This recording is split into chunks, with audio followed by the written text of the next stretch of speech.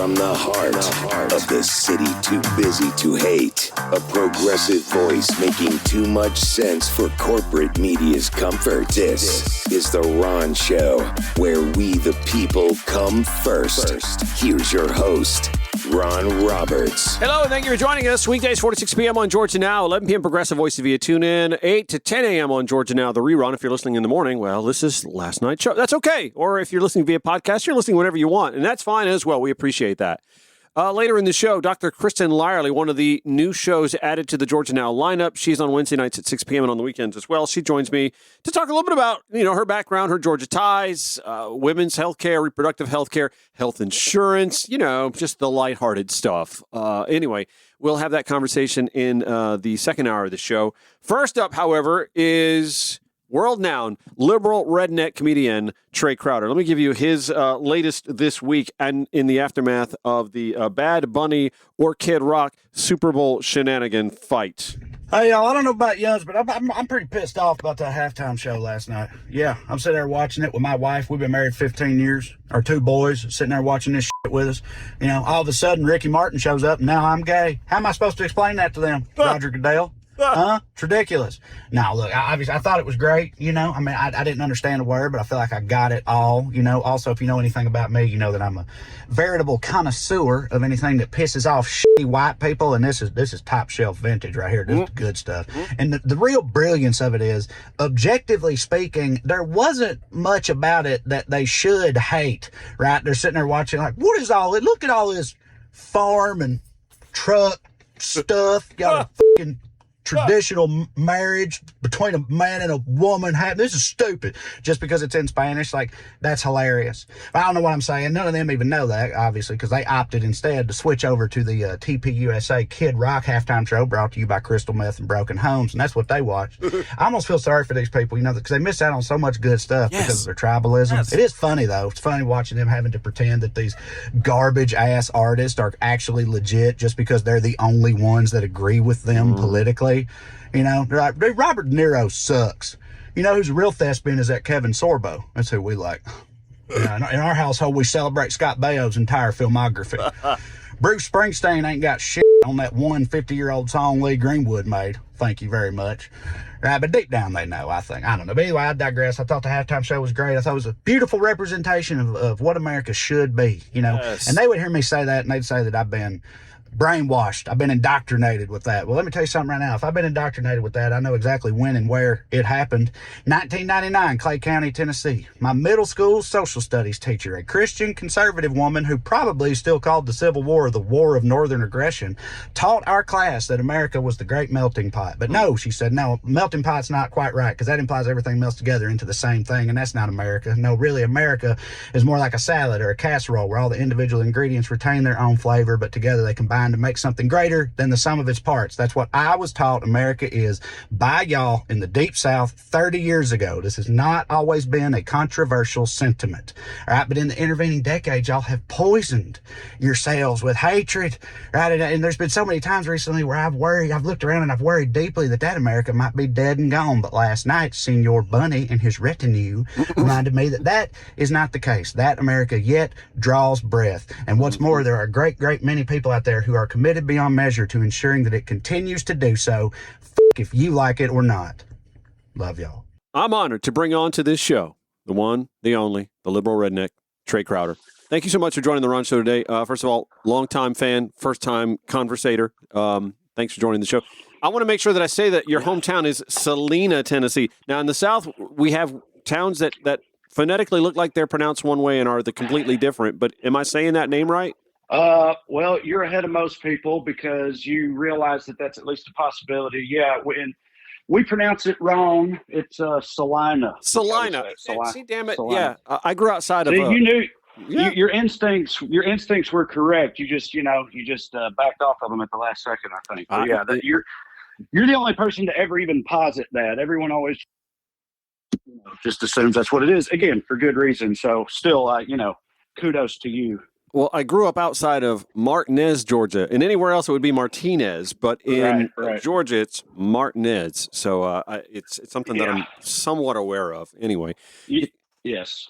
You'll be in Atlanta, Georgia, February 19th to the 22nd. Just shy of my birthday. If anybody's looking to buy birthday tickets or something like that, I'm just going to put that out there at the Helium Comedy Club in Atlanta. Your well-read podcast and your social media little nuggets have made you world famous. I think for folks that don't do a little digging in to know this, you're actually an educated individual. You have a degree in psychology. Tell me how that benefits you when it comes to not just political and social commentary, but in comedy as well. I mean, that's kind of like having a secret weapon. Well, I mean, to be honest with you, I actually think it might be kind of more the other way around. That's sort of a chicken and egg equation to me. And what I mean by that is, I think that whatever it is in my brain that makes me want to be a comedian or, talk trash about politics and pay attention to it, just sort of observe people in society and, run my mouth about it. Like whatever it is in me that makes me have an interest in that stuff, I think is what also made me want to, get a degree in psychology to begin with, because it's a long story, but my college degree was always just a very practical thing. So I was in this program where you can major in anything you want, minor in business, take some standardized tests after you graduate, and then go to business school. And that's what I did. So I knew I was just picking something I had an interest in. So I picked psychology. So that's how that happened. Okay. But do you think it serves you well in comedy? I mean, look, so I'm 39. I graduated from undergrad, the psychology part. Oh my God, almost 18 years ago, 2008.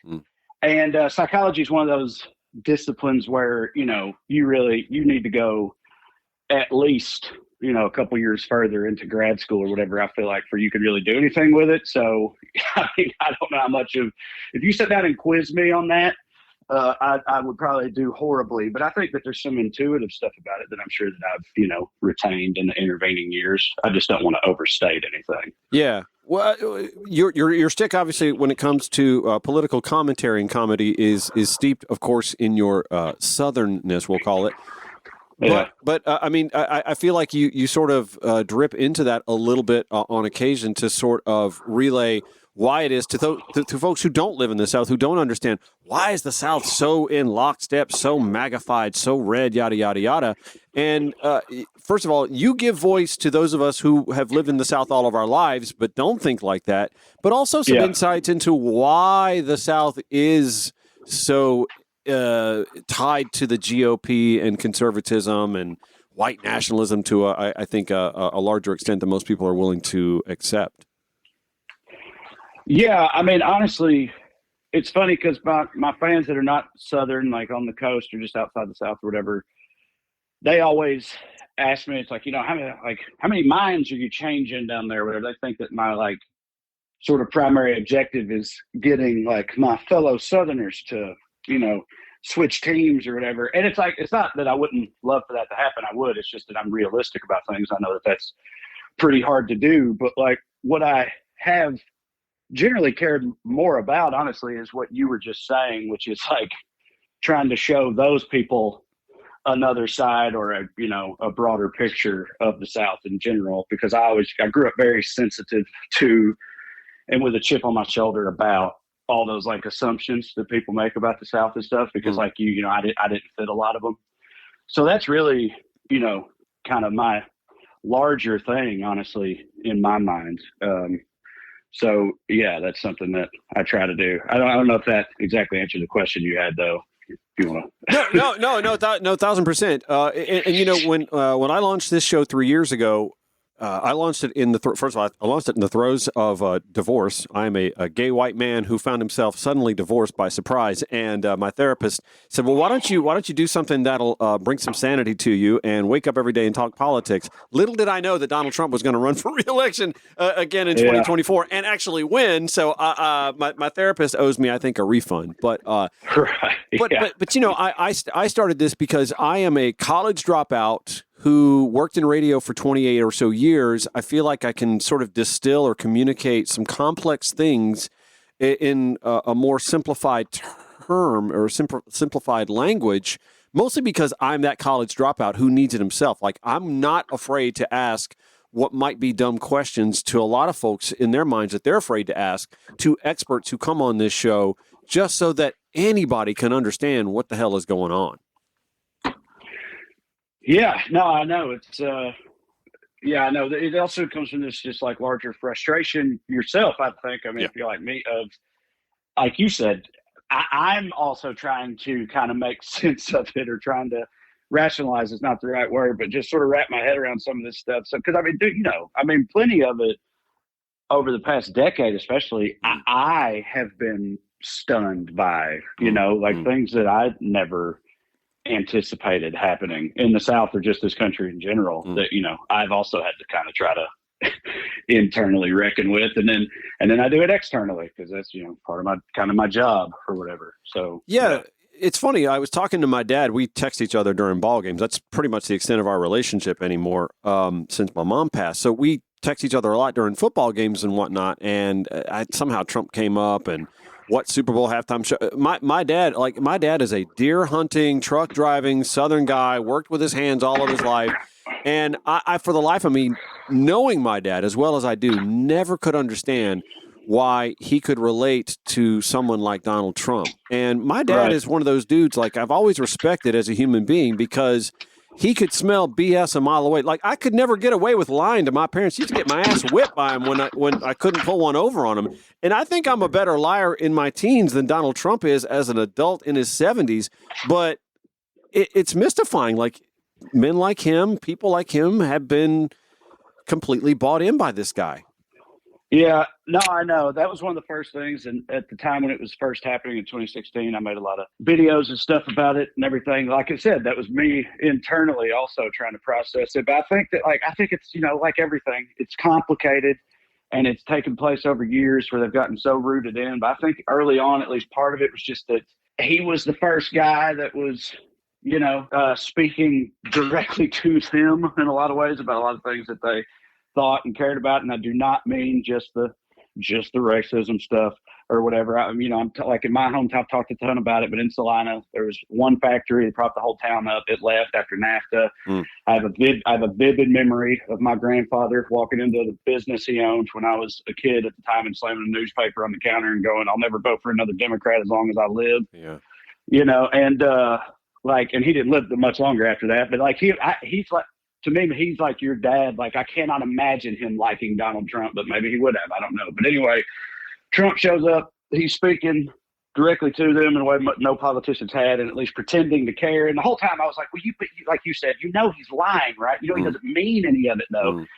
But I think they were just so desperate for something like that. They locked in early, and then it got that whole, like, pro wrestling sports team tribalism nature of it all, where they've hitched their wagon to this horse or whatever. And also people on the other side have been, in my opinion, rightfully very upset about it. Yeah. And that puts them on the defensive more. And they just get to a certain point where it's like, I just feel like they're just too dug in and they're not going to come off of it. And I do think that that's only a certain percentage. I think there are people out there that especially voted for Trump in the last election, which I'll never understand, but I do think there are plenty of people that did, that I think already are off of him by now. I think that can happen. But there's a chunk of people that just never are going to be, I think. So you mentioned NAFTA and how it affected your granddad. The funny thing about NAFTA to me is how NAFTA was supposed to bring some manufacturing jobs to other countries in this hemisphere so that folks wouldn't need to come to this country for work. And at the same time, it of course had the double-edged effect of affecting manufacturing here in the United States as well.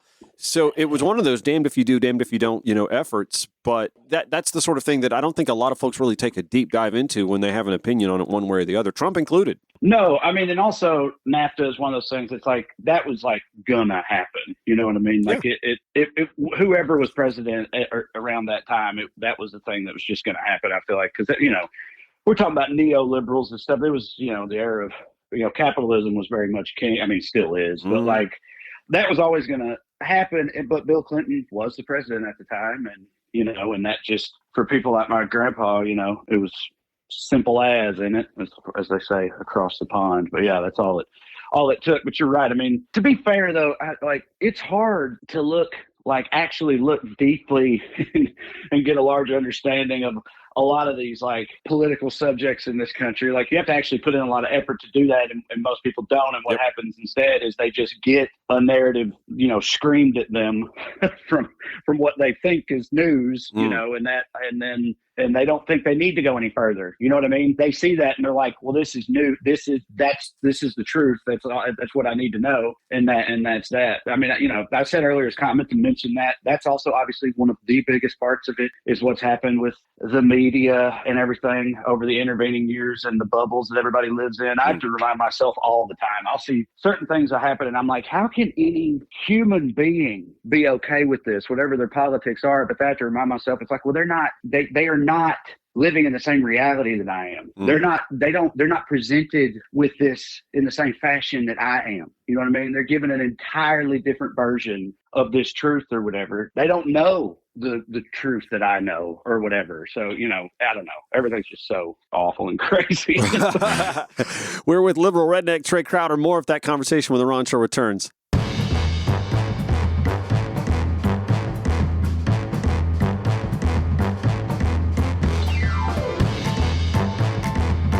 We're with Trae Crowder coming to Atlanta's Helium Comedy Club February 19th through the 22nd. He was just talking about interacting with MAGA and realizing that what we see, they don't actually get to see because of the alternate reality that they live in as far as social media news consumption goes. I actually feel like the Alex Pretty killing was the pivot because we all saw this happen in real time on video, several angles. And at the same time, while our eyes led us to the conclusion that any sane individual would have come to, within minutes, you've got Cosplay Barbie out there giving her summation, Kristi Noem, on what went down. And then Trump tweeting on Truth Social how he thought it was relayed to him. Like, they were telling us something completely different. And I almost feel like it was one of those Wizard of Oz moments where the curtain was pulled back and all the characters in that movie. We saw the guy behind the curtain, and we're sitting here listening to the machine try and tell us not to pay attention to it. I feel like there was a little bit of a pivot, though, and I think that might have been the kind of wobble that it takes to awaken some folks from realizing that they're being duped.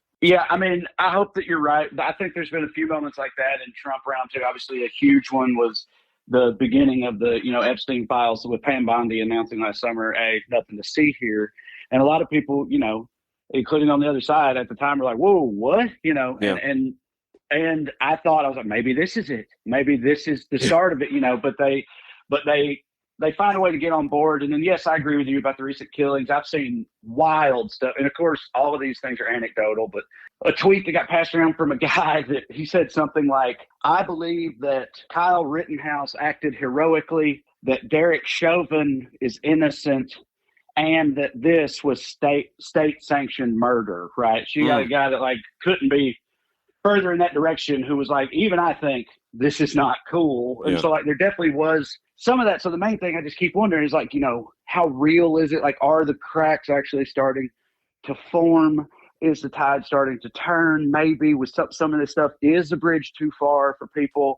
And of course I want to hope that. And like I said earlier, I think that it's definitely true for a certain percentage of people who voted for Trump or consider themselves conservative or right wing or whatever. It's just the $1 million question is well, the $1 million question is, will that be enough to matter come election time? And the $1 billion question is, will the elections be, legitimate in the first place? Right. So. Yeah. No, that you're absolutely right, and that's something that we're all just sort of traipsing on thin ice, wondering if that's going to be the case. It's one thing to look at polls and think, oh, we're looking good. What can possibly go wrong? Democrats have been known to clutch defeat from the jaws of victory a number of times. So we all just kind of cautiously hold our breath and hope that this all sort of plays into November and that we have that level playing field in November. And look, I'm in Fulton County. They just snatched our ballots from 2020. So who knows what they'll do for us or to us between now and then. Yeah, no, I know. And it's, it's alarming and scary. I know that states run their elections ostensibly and everything, and you have to think that a lot of the big blue powerhouses, like California and them will be it won't be an easy thing to do, right? And if something that crazy is attempted, they're also, a lot of them are very stupid and incompetent, that it will be found out or seen through. But then the $1 trillion question is, then what happens? If people find like, is it literally like revolution time? Like what happens after that? Like, well, we've all been wondering where that Second Amendment remedy is all this time with that federal overreach just encroaching on everyone's rights so much. We've all been wondering, where is that Second Amendment fanaticism at? Yeah, absolutely. I mean, yeah, obviously, like with Pretty or whatever, that's the type of thing. And I mean, in the NRA, like they waffled on it. Like at first they tried to kind of be like, yeah, this isn't. I don't know. They tried to sort of both sides that, which for them was still almost an improvement. But yeah, no, I know. Well, there's no, if they didn't have double standards, they'd have no standards at all. Everything is like that. It's like all the stuff that they are so crazy about, it's always only ever been in their minds, like for them. You know what I mean? Not for the other side, for other people. So that's why to them, it's not even hypocritical, because that's how they've always felt about it. It's like, well, I didn't mean for you. I just meant for the good people. Right. The good people. The right people. Yeah, right. Exactly. Back with Trae Crowder on The Ron Show. It's George Now, Progressive Voice via TuneIn. Broadcasting 5 days a week to make common sense common again. This is The Ron Show. Back with the redneck comedian himself, coming to Atlanta's Helium Comedy February 19th through the 22nd. I am just saying, my birthday is the 23rd, if anyone wants to treat me. Trae Crowder joins us. Trae, of course, known for his political redneck liberal shtick on social media, but he also does comedy shows that aren't just strictly political. We'll talk a little bit more about that, but I do want to talk your role in pointing out the hypocrisies and some of the lighter side, the funnier side of what MAGA is, and yet we're at this moment where I see anyway, maybe it's just anecdotal, but I do see, more ink being spilled, Washington Post, what's left of it, writing articles about like the couple in Swainsboro, Georgia, that were diehard MAGA voters, voted for Donald Trump 3 times, who are now, pledging to support Democratic candidates. And conversations being had here on the left about, well, how do we treat the folks who are just now coming into realizing that, the podcaster here a couple of weeks ago who had that revelation on his podcast, Joe Rogan seems to have come to realize that mocking Donald Trump and his lunacy is in his best interest, and maybe that's going to affect, his base to voting differently this coming November as well. When you have made a pretty healthy living, I'd wager, the last decade in, sort of mocking Donald Trump and his behavior and his base, do you feel any sort of responsibility to sort of be a little more engaging or receptive to the recent converts who have totally seen the light? I mean, it's hard because, I've thought about this a lot because, first and foremost, especially in my own mind, I'm a comedian, and all these people talk all the time about, everybody's so thin-skinned and sensitive and easily offended. You can't joke about anything nowadays or whatever and all that type of stuff. And so I make fun of them all the time, right? But to me, in my mind, I'm like, yeah, but you should be able to take it, right? You shouldn't, isn't that like your whole thing? Like you're kind of acting like a snowflake if you're getting super upset about it, don't you think? But again, like I just said, it doesn't apply to them. So I've thought before, maybe I should ease up on that or try to, like you said, I don't know, be more engaging, but I just don't think that will work. Philosophically, I do think that people like you just mentioned there in Georgia, when that happens, I definitely think that anyone who sees that, who's on the left, that what they should not do is be like, oh really? Now you notice, huh? Okay. If only someone could have told you all this 10 years ago, but no, okay, now you're like, don't have that attitude. Like, it's better late than never, for sure. I mean, whenever I'm in my videos, whenever I'm talking smack and everything, it's always directed at, the people that are still firmly entrenched. I don't think I've ever gone after anyone who's seen the error of their ways, but I know a lot of those people, if they're lifelong conservatives, I'm just making fun of conservatives so they would still, feel targeted by it or whatever. So I don't know. It's a difficult thing, but also I mean, if I stop that, what am I going to do? Well, but on that note, for those that go check you out on your comedy tour, you don't just get on stage and talk politics for the entire set. No. I'm glad you said that. I mean, I said that I was, mostly talking about in my videos and stuff. Cause and I do other types of videos too, but the main videos that people know me for, they are expressly political. But yeah, like I said, I mean, I was a comedian for 6 years before I ever made one of those videos and got known for them. And so I know that people know me from that. So I do talk about politics some on stage, but I spend more time just doing a stand-up show. I would argue it's still very on brand, I talk about the public schools and the public school my sons go to in California versus the public school I went to in rural Tennessee. And that type of stuff, that's kind of in the ballpark still of culture or whatever, or society.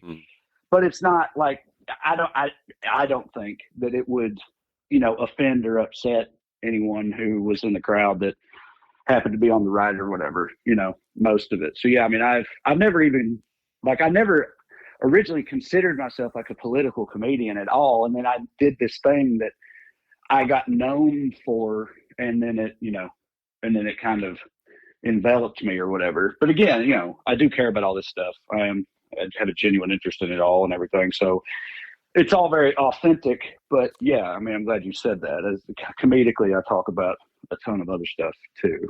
So when you started delving into politics and gained the notoriety and attached yourself to the liberal redneck moniker, were you ever early on dealing in your live shows with folks who wanted to come just to sport for a fight or something like that, or to yell at you or cause some havoc? I mean, I've been touring for 10 years basically, and so that has happened, but not often, because the thing is,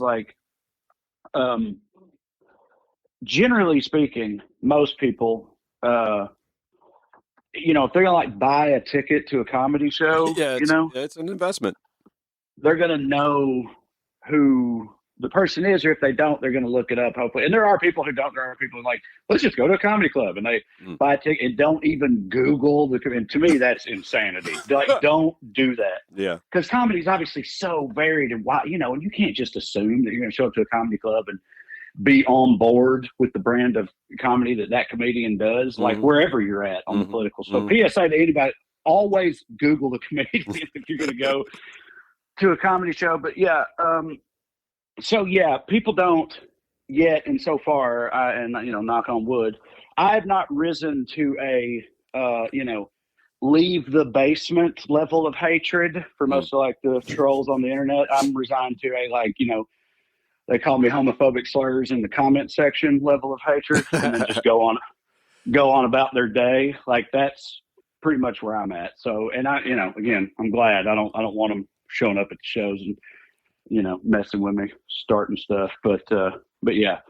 You mentioned your kids going to school, public schools in California. Are they of an age where they have risen above having the same accent as mom or dad might from Tennessee? Oh yeah. I mean, we've been out here for, oh God, this will be year number 9, which is crazy, but they are 13 and 14. So they were, barely more than toddlers when we moved here. They've only ever gone to school here, kindergarten and up. So, I mean, neither of them has any accent at all. And they're pretty California-y too. One of them's been a vegetarian since he was 4 years old for moral reasons. The other one's got long hair and does musical theater and stuff. So, very California-y. Yeah, I was just going to say, that's not something you would expect to get from a couple of boys in Salina, Tennessee, I would gather. No. We thought about, during and after COVID, we considered pretty seriously moving back to Tennessee for a lot of reasons. It would be a whole other conversation. But I was apprehensive the whole time about that. You know what I mean? I was like, I don't know. I don't know how that'll go for them. And then they made it clear that they didn't want to.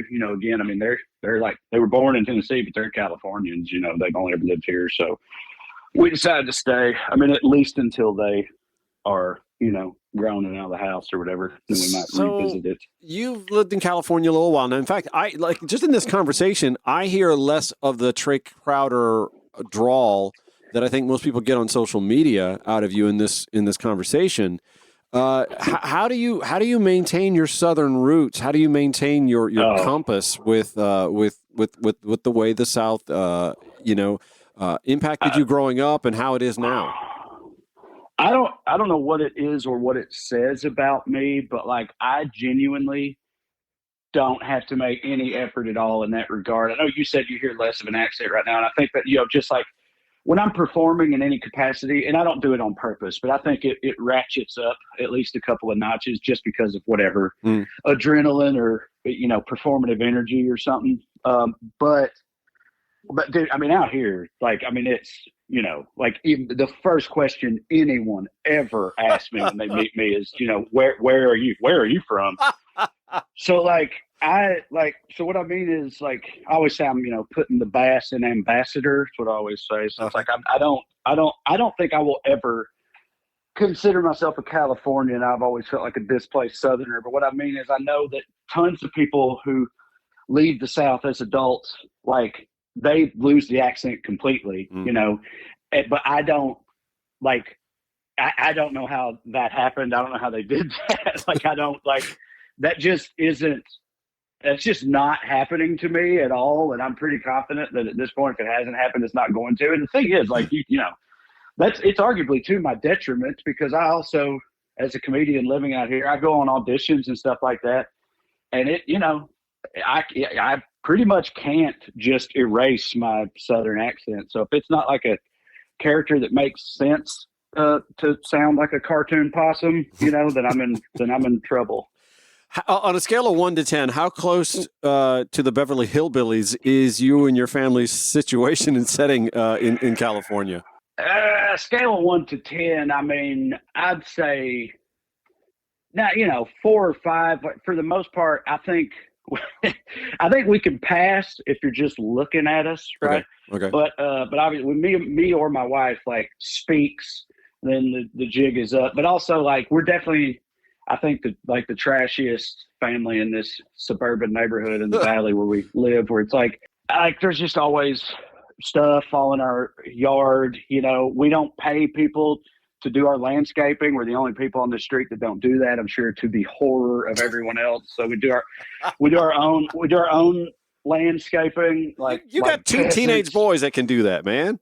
You're right. That is a good point. You're right. I know. I need to, but because we do it, it gets, it lapses sometimes. It's like overgrown yards. I finally got my Jeep, a paint job finally, but it had all this sun damage on it. It looked all dirty and busted up and stuff. And there's just always something. We were just talking last night about how we're so glad we don't have an HOA. I was going to ask. Yeah, usually HOA's leaving you nasty grams. No, I know. No, we literally last night we were talking about, man, thank God we don't have an HOA because we would be, we'd be in hot water all the time. Listen, man. So, there's definitely a little bit, but not, it ain't like that. It ain't full on Beverly Hillbillies. Okay. Also, we're not in Beverly Hills, for the record. That also is part of it. Yeah, I mean, you've done well, not that well, right? No. It's not a mansion or that's very. Just picture like suburban Americana, pretty much. Feels very middle class, which is good. Well, good. Listen, man, I appreciate you giving us some time today on the show. Looking forward to seeing you again at the Alpharetta Helium Comedy Club Atlanta, February 19th through the 22nd. And I'm gonna remind people, my birthday's coming up, so some tickets would be nice if y'all want to hook a brother up. Anyway, Trae Crowder, thank you so much for joining the Ron Show today. I appreciate the conversation, buddy. No problem. Thank you.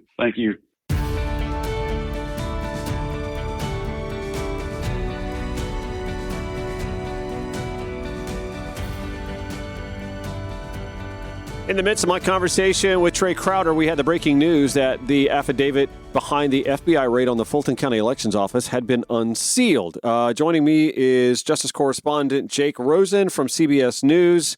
Jacob, what do we know? What did we learn as for the rationale behind the seizure of 700 ballot filled boxes from Fulton County's elections office? Well, we knew that this was coming at some point on Tuesday, and we were really waiting on not just the court filings by Fulton County, of which they're pretty scant and bare bones, but really what was the legal backing by a law enforcement officer behind the search warrant before the FBI raided and searched that Fulton County, Georgia elections office.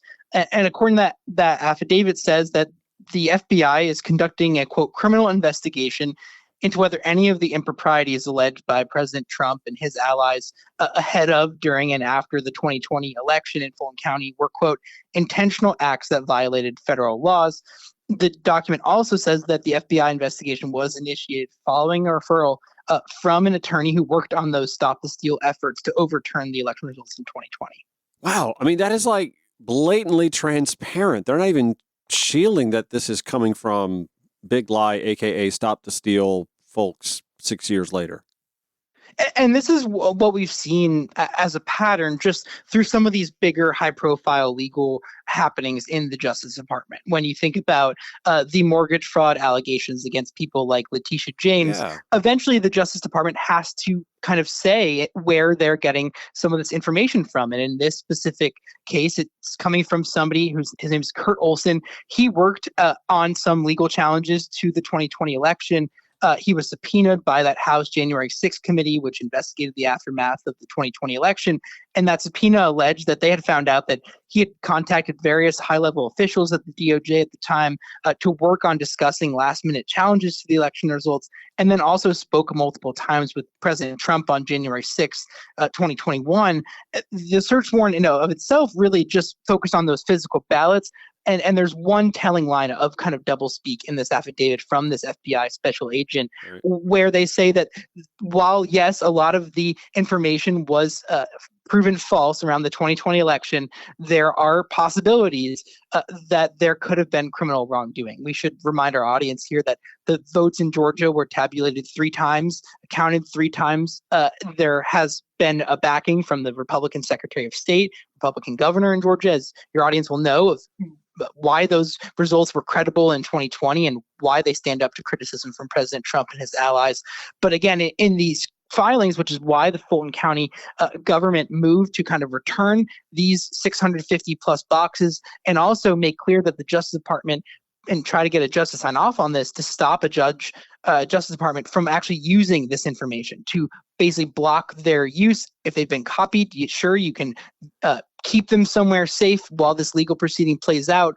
But there are so many legal challenges that are going to play out as a result of this, potentially Fourth Amendment violations, because there are some obvious facts that are left out of this, including the obvious facts that around the 2020 election, which are not in this affidavit. It's on the Justice Department to include that in what they say. And also just the general challenge to whether this search was legal in the first place. As you know, the Justice Department already sued to get these records. And after the secretary in Fulton County basically rejected those inquiries, that's what this raid resulted in. I'm reading some of the affidavit where the FBI agent wrote, "I have not included in this affidavit every detail of the investigation. Rather, I have set forth facts that I believe are sufficient to establish probable cause for the issuance of a search warrant." What are those facts? Well, what they do say in this is that there are potential issues, as admitted in some public proceedings by the county, that potentially cast doubt on certain parts of the ballot counting initiative. Again, we should kind of, from a 3,000-foot view, these ballots were tabulated a number of times. However, this affidavit says that there are 5 deficiencies or defects with the 2020 election. And again, we should remind our audience, I think it's just very important to hammer this, that these election results were really at the center of President Trump's Stop the Steal efforts. They resulted in election workers' lives getting turned over. There were false threats against a number of these people. And these claims that this affidavit mentions are issues with a number of scanned ballot images in the county's possession, some ballots being scanned multiple times during recounts. The affidavit also notes that auditors reported that counting purported absentee ballots that had never been creased or folded would would be required for a ballot to be mailed in. Just nothing extremely concrete in any of these, more so leaving open the possibility 5+ years later, again, ahead of the 5-year anniversary of President Trump losing that election, that there could potentially have been some actual criminal wrongdoing, not just the average mistake that do happen in these election results and get tallied. And that's why they get tallied so many times. That's why there's so many checks of all these election results across every state, not just in Fulton County and not just in Georgia. Okay, so I hear the word criminality a lot. If that's the case, who is the defendant, or are the defendants? Well, that is the big question here. And I think that whatever result comes of this search, if there are indeed an attempt by the Justice Department in the coming weeks, months, and potentially years to go and indict officials, it can't be Fani Willis, who went after President Trump and has been the focus of his ire. Obviously, yes, Fulton County has been on the hot seat since, the fall of 2020, but the big players that President Trump has criticized likely had nothing to do with any of this. If anything, I don't know how you actually come up with criminality against the average volunteer election worker at one of these sites, and or somebody who participated in any of these recounts. There would have to be some kind of coordinated scheme, right, by either Georgia state officials who at the time were Republicans to stop this. I think that's really the unknown big question here. And that's why election hawks and watchers who really had feared for something like this to happen are so worried because we just haven't seen this before. The federal government going in after President Trump has demanded an unconstitutional federal takeover of elections. That's just not how things work in America for federal presidential elections. And I just don't know who potentially could be caught up in this, although, the Trump administration has made no secret of targeting people deliberately and trying to, kind of force something in the bottle when they are trying to deliver criminal charges, whether that's against James Comey and Letitia James, whether it's against Don Lemon and potentially against someone in Georgia. We just don't know who that is. Is there any chance that this isn't so much about overturning the results of 2020 and more about giving an excuse for the state election board to take over Fulton County from the state level? I think that's certainly possible. I think that the allegations that are laid out in this affidavit kind of make clear in the independent review that was done after 2020 and 2021, and also in former officials and current officials' statements about what the county had done wrong. I also think it's certainly going to come up again, not just in this coming fall, but also going through the next 2 years of these Democratic hotspots where President Trump has cast doubt, to hope that in some of these places that have a Republican legislature, Republican leader, to go in and force some kind of bigger takeover or overhaul. I also think you can't leave out the possibility that as we get closer to the midterm elections in any state where there's any kind of election, these kind of actions will chill people's trust in the voting system, that there's really not enough of that as it is. I think you can see that plainly over just the last couple of years. And also to chill what people might do going into a big election. Think about it in 2.5 years from now. Are you going to be willing to be a poll worker? Are you going to be willing to participate and sign up for these recounts, or go work or even take a job at one of these places where they hire nonpartisan people whose entire careers are built around election integrity? They are not just doing elections for a potential Republican and Democrat presidential election in 2 years. They're doing the every year November votes. They're doing special elections. And I just think that again, the 3,000-foot view here is again, as you just point out, it's very possible this really could be kind of a pretext to force some other changes, not in Georgia, but maybe a warning to other states that President Trump has alleged fraud in. Think about Minnesota, for example. Yeah, or Wayne County in Michigan, or Maricopa County in Arizona, et cetera, and so on. The legal community seems to be reacting from this unsealing with a little bit of derision. Have you picked up on that as well? I have not. I've been busy just reading through this and writing. But listen, I think the worries are clear, and I think we've done a decent job on CPS of late of trying to call attention to this. When you have the federal government, the Director of National Intelligence, for which we have not really gotten a clear instruction of why specifically she was there, Tulsi Gabbard, at this search. We saw one of the deputy directors of the FBI go down for this search to oversee it. We've heard Pam Bondi say just last week that Georgia is of great importance to President Trump. The players here know what they're doing. And this is a playbook that I think has been warned about for a long time. We've seen over 24 lawsuits attempting to get access to state voter rolls. I'm unsure if Georgia is one of those states, but there are plenty of Republican-led states who have been sued as well over this, and who believe that the states conduct their own elections and that the federal government has no role here. I think the worry is once you get the FBI involved, that kind of barrier between federal and state election conduction is just broken, and that trust for voters is going to be hard coming, not just this fall, but the next couple of falls. Well, never mind the firewall that's supposed to exist between the executive branch and law enforcement, but that's another conversation for another day. Justice reporter, CBS News, Jake Rosen, thanks for joining the call today. I appreciate that. Thank you. From the heart of the city too busy to hate, a progressive voice making too much sense for corporate media's comfort. This is The Ron Show, where we the people come first. Here's your host, Ron Roberts. Just another day in Looney Tunes land with the unsealing of the affidavit into the FBI's seizure of 700 or so ballot boxes in Fulton County. Not seeing a whole lot from legal experts that validate the necessity of those seizures. I'm talking to folks some of whom are on the record, some are not. What they put in the affidavit doesn't establish probable cause. Seems to be the overarching sentiment from those that I'm reading from and those that I'm hearing from. Again, Caleb Groves, David Wickert at the Atlanta Journal-Constitution, as I alluded to when I spoke with Jake Rosen from CBS News. FBI investigating claims Fulton County mishandled ballots during the 2020 election, according to an affidavit unsealed Tuesday. The document used to obtain a search warrant, remember, in Missouri. I mean, this was judge shopping to a T.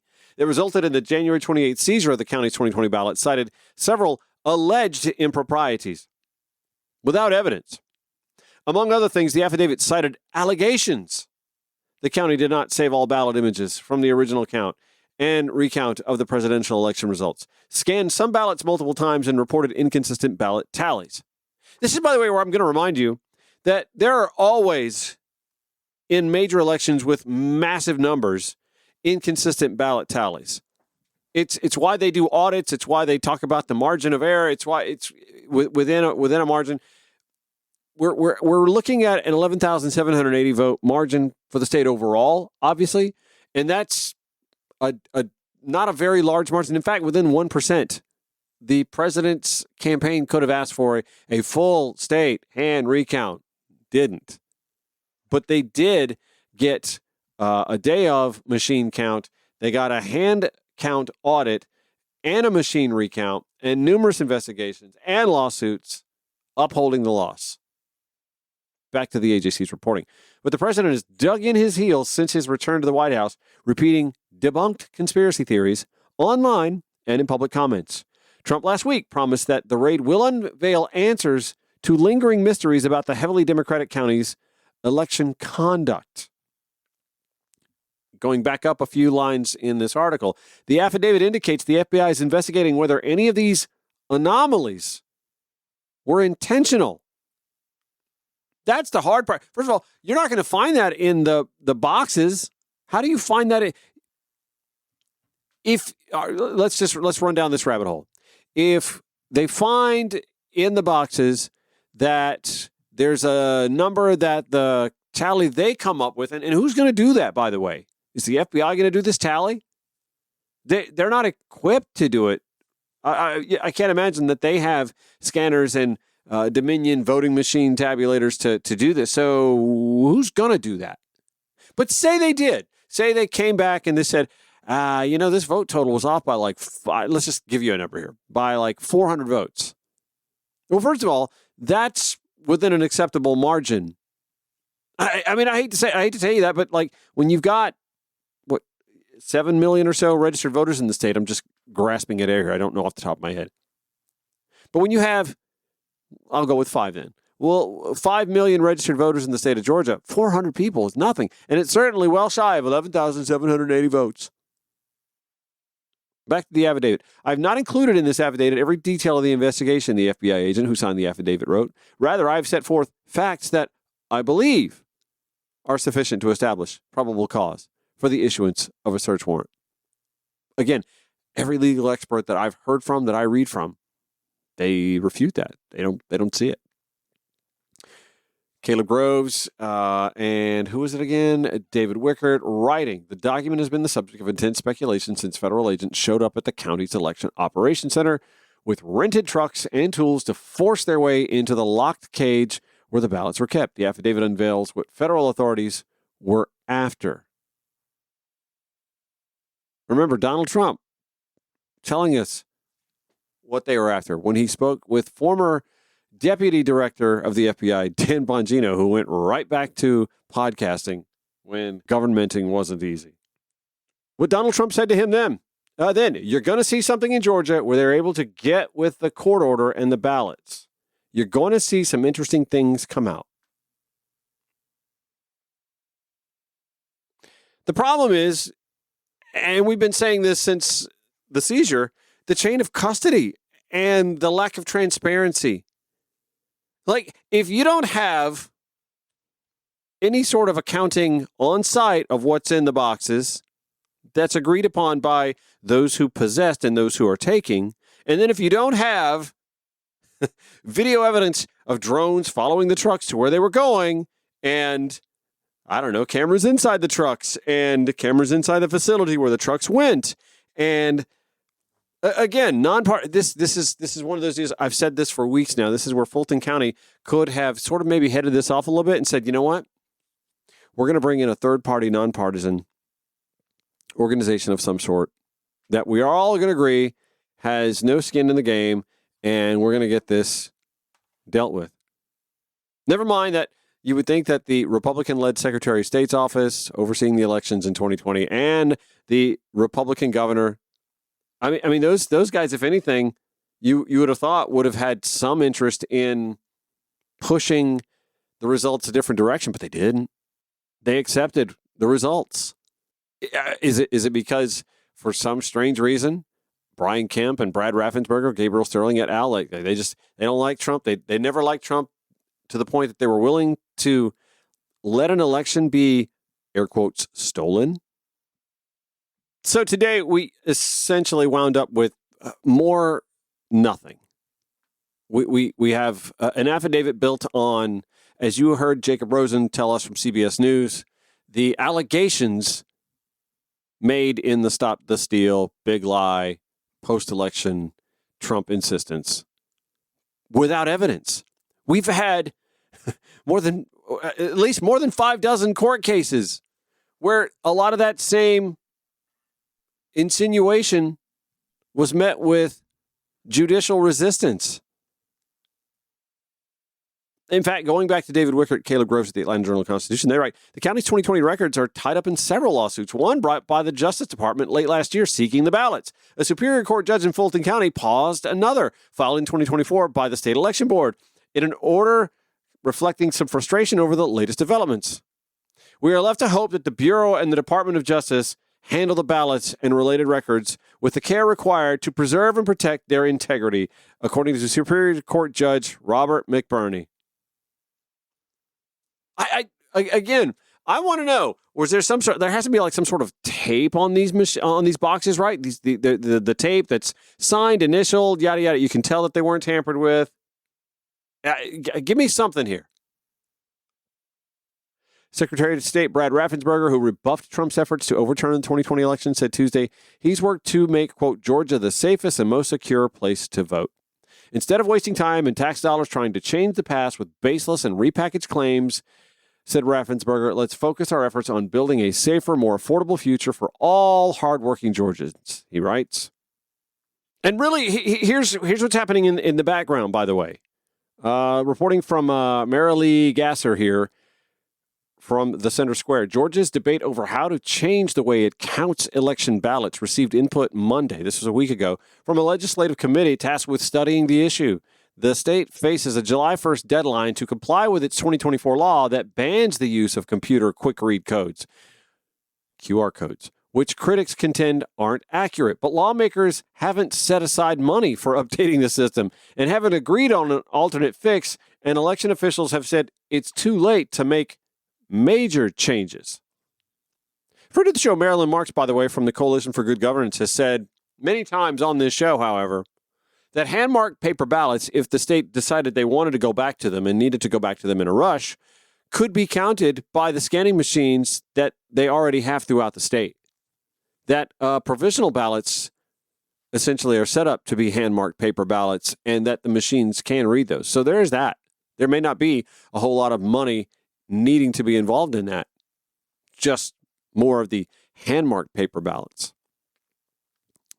Back to Marilee Gasser's reporting again from the Center Square.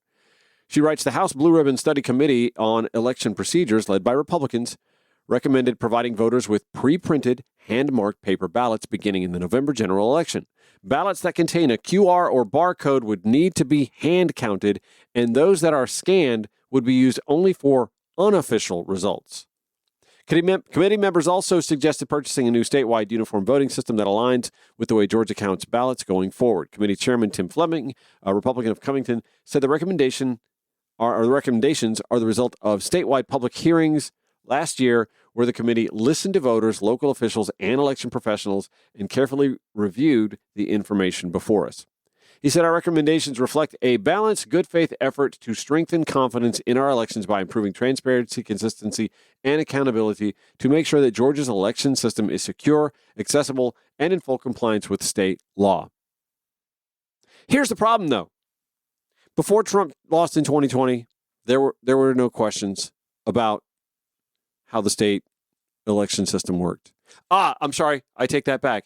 Except for when Stacey Abrams and Georgia Democrats wondered about the outcome, and with good reason, because her opponent was the guy overseeing the counting and release of results of the outcome, and it was a razor-thin margin in 2018.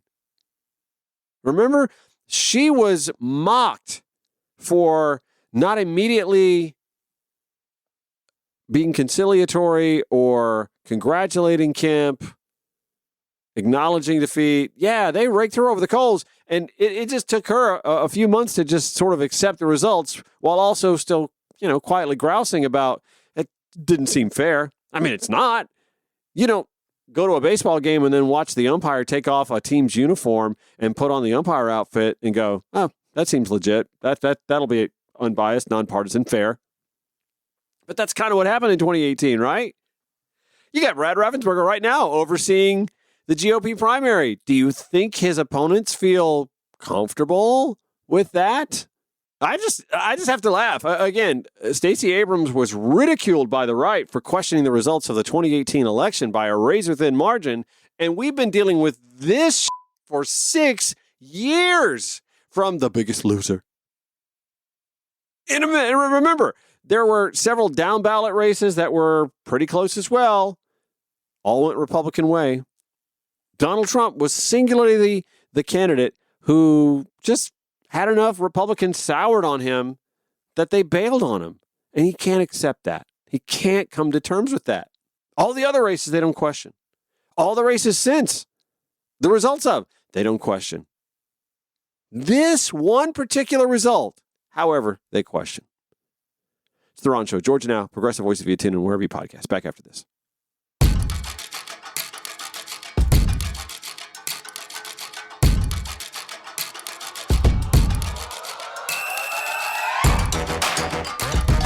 New to Georgia Now's lineup as of a couple of weeks ago is Dr. Kristin Lyerly, who attended UGA and the University of Minnesota, lives in Wisconsin, and ran for Wisconsin State Office, I believe. Anyway, Dr. Kristin Lyerly and the Dr. Kristin Lyerly podcast appear on Georgia Now Wednesday nights at 6 p.m. I'll speak with her in just a few minutes, let you get introduced to her, as I will as well.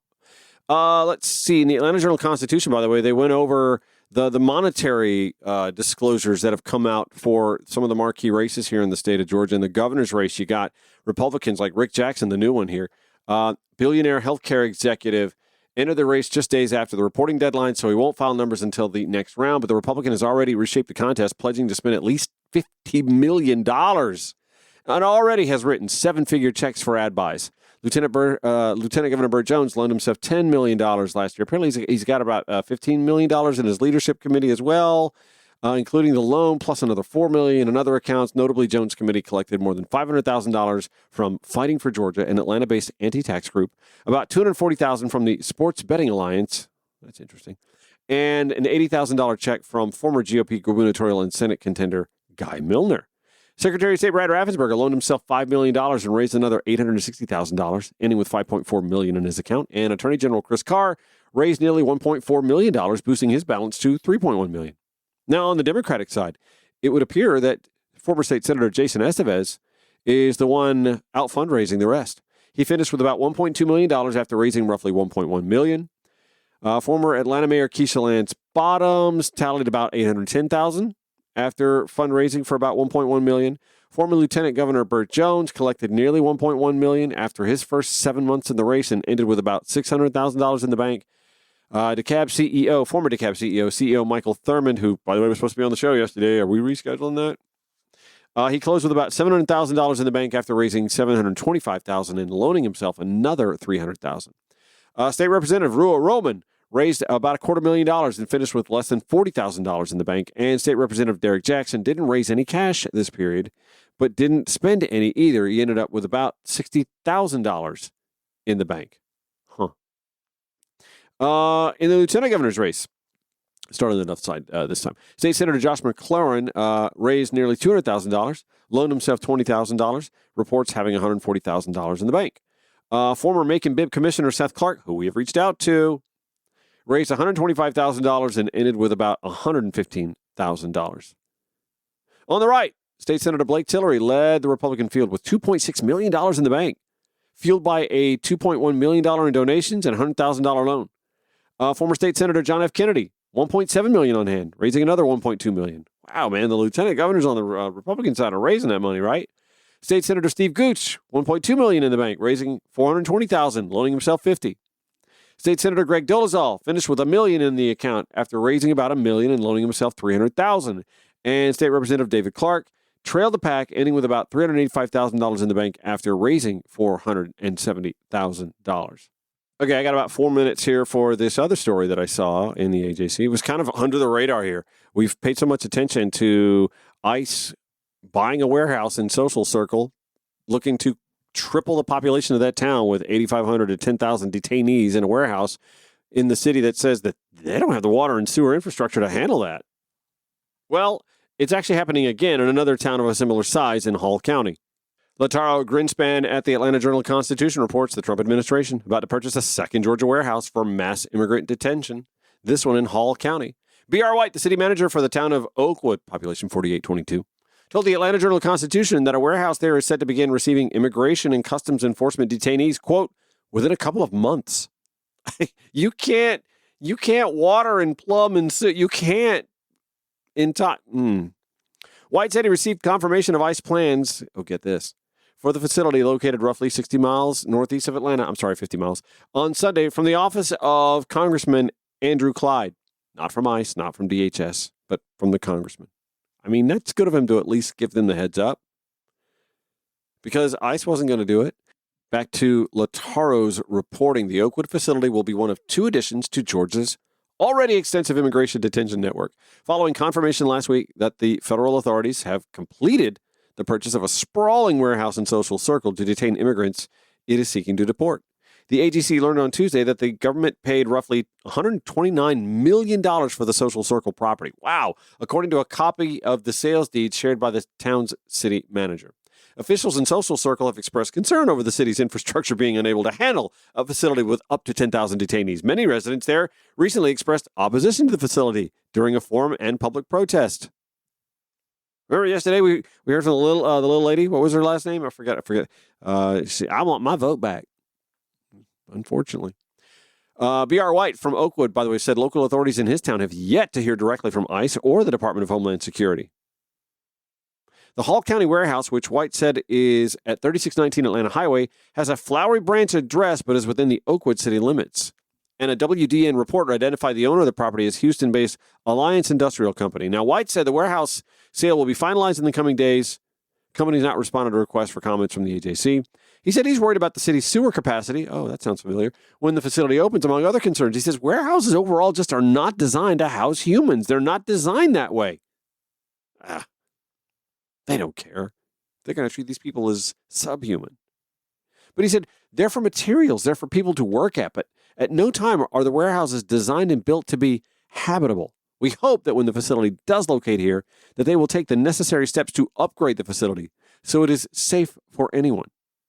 Confirmation of ICE's plan for the Oakwood warehouse comes on the heels of a city council meeting held Monday evening, which White said drew around 150 people. Many attendees took turns denouncing ICE's plans for their community, according to an audio recording of that meeting.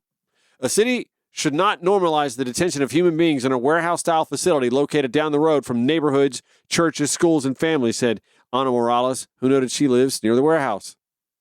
Joshua Sullivan, a teacher at South Hall Middle School, said fear of ICE and rumors of enforcement operations kept students home and out of school numerous times already last year. When those students came back to school, boys and girls were crying in my arms, telling me how fearful they were that their mothers, their fathers, their aunts, uncles, cousins, and grandparents may not be there when they return home from school. He said, I'm just asking you to find it in your hearts to protect these students, these kids' lives. I believe you will do everything you can to stop this injustice from coming to our community, because know this, if it does, it's an open invitation for ICE to roam our streets and traumatize our children. Again, sounding familiar as in Social Circle, elected leaders explained that ICE's decision to detain immigrants in Oakwood is out of their hands, but they also expressed frustration. Podcast host, OBGYN doc, Dr. Kristin Lyerly, joins the Ron Show. We get to meet her next when we return on Georgia Now, Progressive Voices via TuneIn or wherever you podcast. This is The Ron Show. Heard weekdays 4 to 6 p.m. on Georgia Now, 11 p.m. Progressive Voices via TuneIn. The rerun the following morning, 8 to 10 a.m. on Georgia Now. I have been wanting to talk to this lady for quite a while. She has joined the Georgia Now lineup. You can hear her Wednesday nights at 6 p.m. and on the weekends as well here on Georgia Now. Her name is Dr. Kristin Lyerly. She's an OBGYN. She is the mother of four. You've got four boys. Is that right? Am I reading that right? Yeah, I survived that. They're mostly grown up now, but I still have one at home. Stop it. I can't believe you are of an age that you have grown children. Anyway, you've also you've run for office up in Wisconsin. You host your own show, the Dr. Kristin Lyerly Show, broadcast on various stations throughout the country, including Georgia Now, again, Wednesdays at 6 p.m. and on the weekends as well. Also on YouTube, Substack, at Dr. Kristin Lyerly, and, of course, wherever you get your podcast. Thanks for joining the Ron Show today. I appreciate you doing so. You actually have some Georgia roots, though. I do. Well, I should say my ex-husband does. He grew up in Forest Park. His family is from Madison, and his dad is from the North Carolina area. But I went to UGA for a year on an exchange program, so I'm a dog. Yeah. Me too. Yeah. I'm like a 30th year sophomore. I never finished, but I can say I went there. In fact, I might have gone there longer than you did.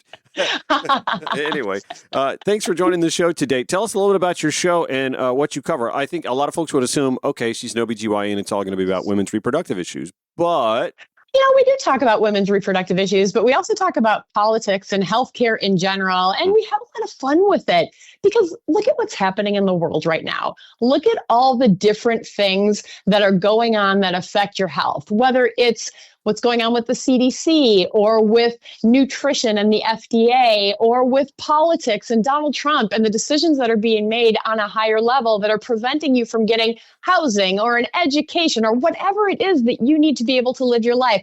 All of that stuff affects your health. Mental your health, life. for sure. I mean, I'm going... They call it Trump derangement syndrome, but I think there should be a better term for it. We're just overwhelmed with the insanity of this all. Well, and every day it's something new and it's something overwhelming, and it just makes you feel like I can't do anything about this. Yeah. But we can. We absolutely can. First, we have to take care of ourselves, and then we have to take care of our people.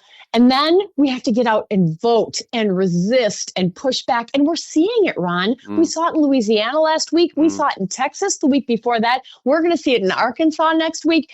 It is happening in some of the most unlikely places. People are finding their voices. They're stepping up. They don't want what's happening. They're not buying it anymore. I was telling a friend of mine on the show Monday that I actually had a conversation with someone in the aftermath of all the halftime debate. He was just overwhelmed by the fact that we're at a point in this country where we can't agree on watching one halftime show when there's only one football game. And he said, how did we get here? And we had this short discussion, and he's an under 40 white male who lives in Las Vegas. And I asked him, I said, are you registered to vote? He said, no, I haven't registered, not since I moved here. And I wanted to reach through the phone and just like hug him tightly with my hands around his neck. But I instead I found the links for him to register to vote in Clark County, Nevada, and he's registered to vote. And now he's, ready to participate. He doesn't have like major races there in Nevada, but he's in a swing congressional district that definitely needs as many blue voters as possible to at least keep that on the right side of the ledger. And so I did my little part in just having that one-on-one conversation with someone who had been on the sidelines, one of those independent voters. And the parties think of independence as between the two, and sometimes they're left of the Democratic Party, and sometimes they're right of the Republican Party. So we all have to do our little part. I feel I slept better that night, I'll say that. Every individual conversation makes a difference, and every vote counts, whether you're in Nevada or Georgia or Wisconsin, where I live. We've got a primary coming up, and we're voting for all the nonpartisan stuff: school board, city council, county board, the boring stuff that people don't pay attention to. Yeah. But that's also the stuff that makes sure that you have good schools and roads and the things that you need to live, like the tangible stuff. Yeah. So yes, use your vote, use your voice. It makes a difference. Some of these races are decided by one vote. No joke, one vote. Yep. So definitely get out there, register, vote by mail if you can. If that's an option for you, that's what I love to do. Because, Ron, some of those races are really confusing. You don't know because there's no R or D next to that person's name. And that it's real easy for us to just think I am in one of those camps. When you actually can sit down with your ballot and look these people up and do a little bit of research and have a conversation, you can make a really informed decision. And it all starts at that very local level. So you have the doctor before your name. You obviously are studious. You went through all of the programs to earn that designation. There are so many Americans, though. My friend in Nevada was one of them, actually. He didn't want to do the research. He didn't want to look up. He has like literally two Democratic candidates in a primary. One is the incumbent congresswoman. And I said, dude, it's just two people. You should be able to go to their About section on their website and kind of get a vibe. If you can't do that, then at least make sure that whoever wins the primary, you're there to vote for them in November. But there is that mindset. We're all suffering from, I call it adult ADHD in this era, where we all have so many things going on and there's so much going on in the world that it's really hard to pay attention and to drill down on our studies. Being a civic-minded participant in our electoral process is like taking a college course that you never get to graduate from, but you're always having to attend and study for. Absolutely, it is. And it's important. I mean, just think about it. Think about every decision you make during your day, whether it's when you're getting up and going to work or taking care of your kids or the things that you love to do and you choose to do. All of those are intentional choices. Just add this to your list. It's not a huge commitment. It's an hour maybe. But man, it makes such a difference. And it makes a difference in a place where you live and invest and work. And think about the future. If we're not doing this work now, we're going to end up in a much worse place. Can healthcare get worse right now, Ron? Can it actually get worse? Because I feel like we've hit rock bottom. People can't afford their premiums. They certainly can't afford to go to the doctor to get a sore throat checked out or to get their cancer screening. And we're seeing worse outcomes as a result of that. So yes, it does matter. Just invest a little bit of your time. It will make a difference. 1,000%. Is it my understanding, by the way, you, speaking of healthcare, you had to experience that a little bit yourself. You were in an automobile accident recently. Tell me about that experience and what you learned in this most recent brush with being treated in an emergency situation. Yeah, I work in rural areas. I actually champion rural obstetrics, which is, we're losing our maternity units all across the country in rural areas. But I was involved in a terrible car accident out in a rural area where I didn't know anybody. And the Random Lake, Wisconsin, that's actually the name of the town, Random Lake, they showed up and they were so respectful and graceful as they pulled me out of the wreckage. I should have died in that accident, but they took amazing care of me. And the Sheboygan hospital folks took amazing care of me. And I've got some bumps and bruises and some things that still need to be fixed, but I'm incredibly lucky to be alive. But the part that didn't take care of me is my health insurance company. I'm fighting with them over every little thing. And I'm a physician who's cognitively well, and I'm a fighter. I think about somebody who is dealing with a condition where they're struggling to get by and they're not thinking well, and they don't have somebody to walk along this journey with them. How do they fight back? I'm guessing they don't. And that's how insurance companies win. So for me, this accident makes me a better advocate. And, hopefully my goal is to help change healthcare in the future so that it works for Americans instead of draining us and making it harder for us to live our lives. It's interesting that you work in the healthcare field and you've experienced the health insurance kerfuffle that most Americans deal with. I mean, it almost literally drove Luigi Mangione to commit murder, allegedly. Mm-hmm. And it is frustrating for a lot of us who spend hundreds of dollars, if not thousands, for family health care, only to have to deal with that sort of fighting to make sure that your charges are covered. Why do you think we're at a point in this country where we just don't see polling or a political will strong enough to say, this is nuts. We're going about this way too complicated a manner to just embrace Medicare for all, universal health care, something along those lines. It's not like this is a new conversation. We've been having this conversation at least since the 1990s.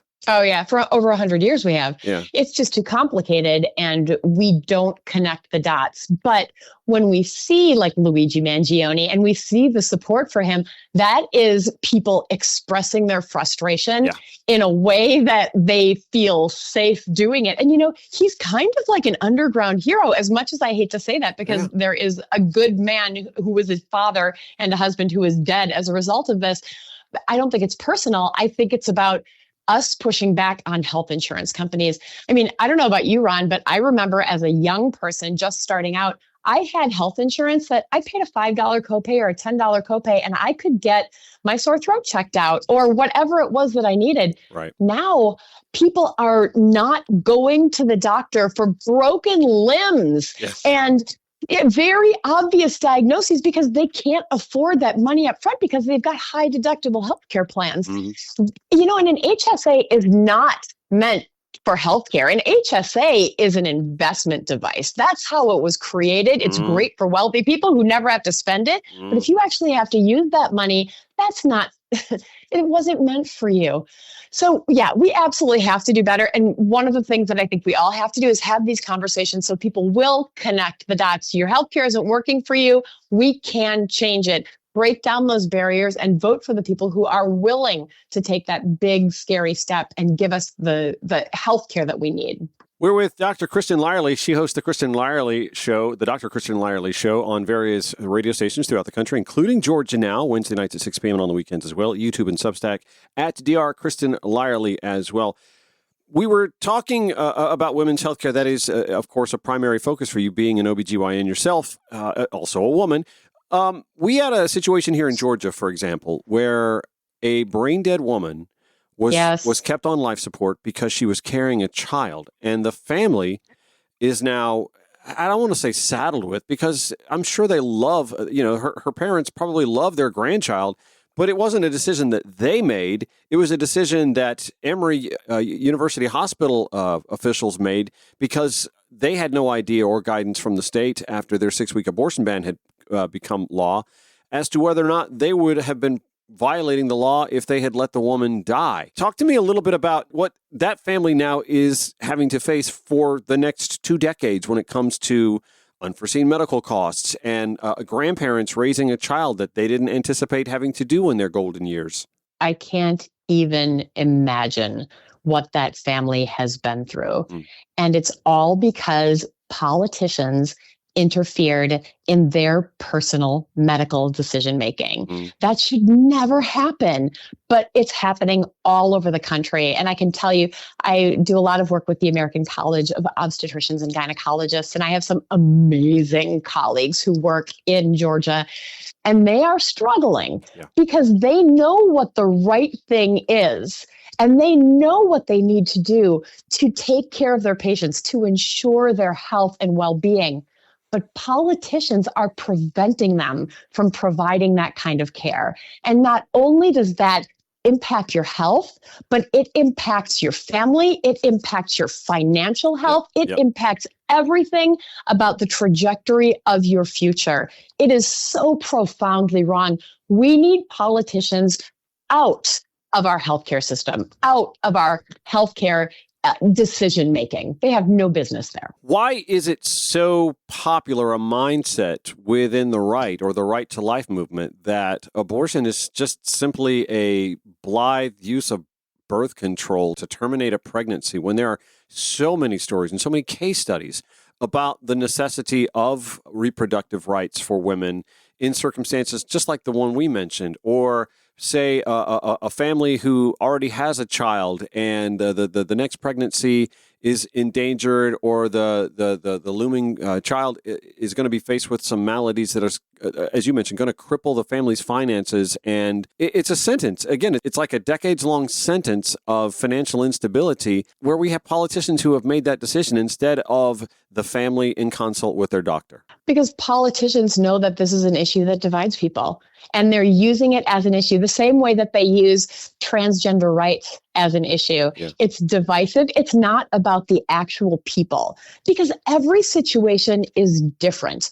When I'm sitting in an exam room and I'm sharing a diagnosis with a family, say I have to tell them that it looks like their baby has Down syndrome. There are some families who say, this isn't what we were expecting. Yeah. We're going to figure out how to deal with this. And there are some families who say, I can't.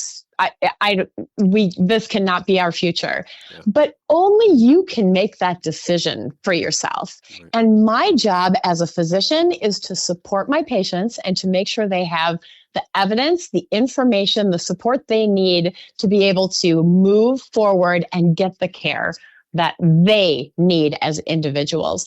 Politicians, again, there is no room for politicians in our exam rooms. And I would add, Ron, that when politicians are in this situation, they get whatever they want because they've got connections, they've got money, they've got everything. It's you and me. It's regular people who need these kinds of services who end up suffering. And then think about it. As we were talking about the health insurance shortcomings, someone who decides, okay, well, we know we are going to have a child with Downs, for example, and then they have the child and the health insurance shortcomings come to a head, and the decision that they made wasn't factored in with that. Or again, this just becomes like a decades-long sentence for a family that tried to go about this the right way or make the correct decision, but our health insurance industry is failing them. Yeah, or some of these like crisis pregnancy centers where those are the worst. Oh my gosh, we could do a whole episode on those. They're such scammers. It's just a facade. It's a ruse. Yes, and they lie to you. They don't protect your privacy. Yeah, they're not bound by HIPAA, are they? They are not bound by HIPAA. They can release your data, your personal medical information to anybody, and they don't have to tell you. That's the really scary part of it. All right, I'm going to take a quick break, and we're going to come back, and we're going to wrap with Dr. Kristin Lyerly of the Dr. Kristin Lyerly Show, which you hear Wednesday night, 6 p.m. on Georgia Now, the weekends as well, also on YouTube and Substack and throughout the country, at Dr. Kristin Lyerly on Substack and YouTube and various social media as well. I want to talk a little bit about some of the guests that you've had on the show, some that you've got coming up as well. We'll do that when the Ron Show returns on Georgia Now, Progressive Voices via TuneIn or wherever you podcast.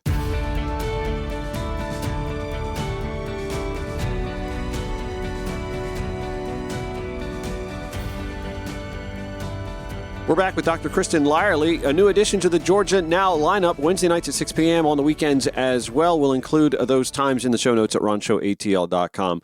Doc, tell me, you've had some in fact, you recently had a guest on who was one of the integral behind-the-scenes originators when it came to the start of the Daily Show and discovering Rachel Maddow. That's not nothing. Oh my gosh, Liz Winstead, she is a riot. So she's from Minneapolis, and I went to school at the University of Minnesota as well as Georgia. So we kind of had that in common. And of course, the whole world is talking about what's happening in Minneapolis right now with ICE and seeing the people in the streets with their patio heaters and their fires and their drums. And they're inspiring us in so many ways. And Liz is right in the thick of it.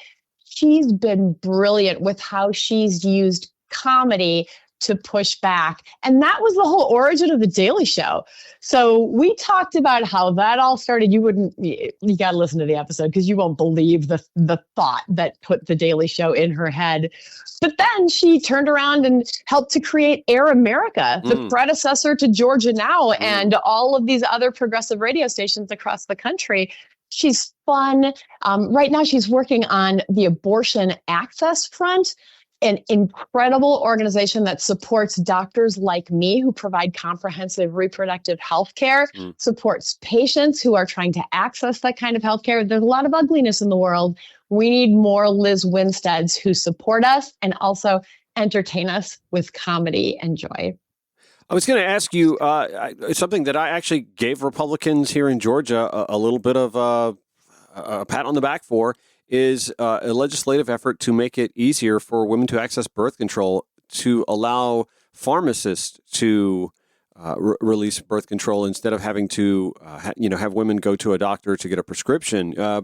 I mean, it's not nothing. It's not a rollback of the 6-week abortion ban, but occasionally I like to give the other side their due, and I feel like they're actually trying to go about doing the right things. Do you have any thoughts on that? I do. And I hate thinking of it as like our side and their side because really, like, can't we just have contraception? Yeah. Women need birth control. Yeah. So yes, it's a step in the right direction. We weren't able to pass this in Wisconsin. I think we've introduced it 5 times and we just can't get it through the Senate. So yay, Georgia, good job. Pharmacists are certainly capable of doing this. As an OBGYN doctor, I like to have that visit with my patients. I like to have the conversation. I like to make sure that their questions are answered because I know that most people are getting their health information from TikTok and Instagram, and it's not necessarily good information. So I want to make sure my patients have resources and places where they feel safe, where they can talk about these things. Pharmacists can give you that stuff and they can counsel you appropriately, but it's a little bit different. So, as you said, Ron, it's a step in the right direction. I'm happy about it. We've got a long way to go. Talk to me about some of your upcoming guests on the Dr. Kristin Lyerly Show. What can we expect in the near future? Oh, I'm really excited about this weekend. So I don't know if you were paying attention last year, but in Wisconsin, we've had a couple really contentious Supreme Court races. We elect our Supreme Court judges up here. So let's see. 2 years ago, we elected Janet Protasiewicz, and that race was a $50 million race.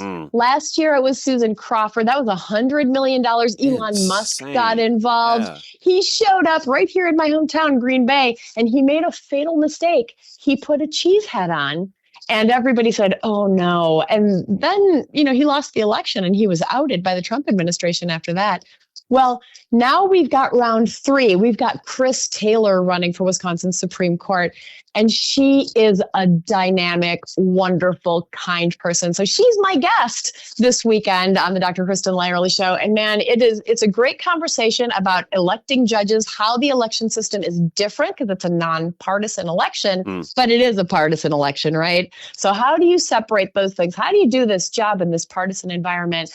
She's a delightful person and you'll learn a lot. So listen. Okay. All right. And we'll make sure we're doing that. Again, that airs Wednesday night, 6 p.m. on Georgia Now, on the weekends as well. Dr. Kristin Lyerly, thank you so much for joining the Ron Show and keep putting up the good fight up there in Wisconsin and where your show is on broadcast throughout the country as well. We do appreciate that.